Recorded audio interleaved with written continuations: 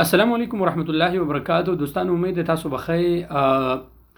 اکثر ملګری د کم د حروب په حواله سره چې کم نظام راغلی دی حواله سره سوال کوي چې یاره په دې نظام کې د سایق خاص او د عامل منزلي سشته دی کنيشته. دی ویډیو کې ان شاء الله تاسو ته خبره کوم ان شاء الله وبس تاسو خو خمشي. ګوره دوستانو د نظام مطابق دا یو سکیم نه دی، بس دا ګوره یو قانون اعلان شوی دی چې د کم د چا حروبي هغه ځان لیګل کوي. طریقې کار ادا دی چې زاړه فیسونه ډک کوي او یعنی مقابل مالی چې کم دی هغه پې کوي. د چې کله دا پې شي نو حروب به ختم شي او دغه سره سره بس نقل کفاله به وشي او اقامه به درنی وشي. لیکن اکثریت تاسو ته پدره چونکه اکثر ملګری سوال کوي چې په دې کې د ډومېسټک ورکرز دي. نو داسې خبره ده دوستانو چې د وزارت الموارد البشريه د ترجمان نه چاته پوسټ کړو چې آیا هل يشمل بهذا القرار عمال منزليه. نو هغه ورته جواب ورکړو چې لا تر د وسه پوري په دې قرار کې د ډومېسټک ورکرز چې کم دي نو هغه پکې شامل نه دي.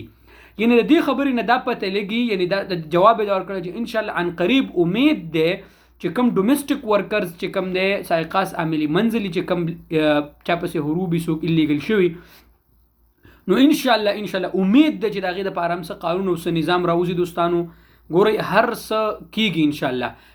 د الله رب العالمین مونږ هم دعا کوو، تاسو هم دعا کوئ چې ځکه چې څومره مونږ ویډیوز جوړ کړو اکثر ملګری د سوال کوي چې راځي خاص عاملی منزلي په دې کې څه شته دی کنيشته دی.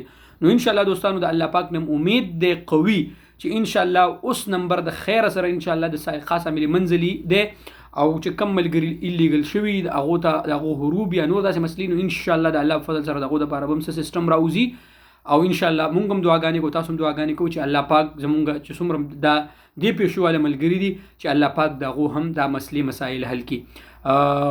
ویډیو هم خوښوي ملګرو، ویډیو هم خوښوي نو ملګرو سره ضرور شیر کړئ. شکریہ.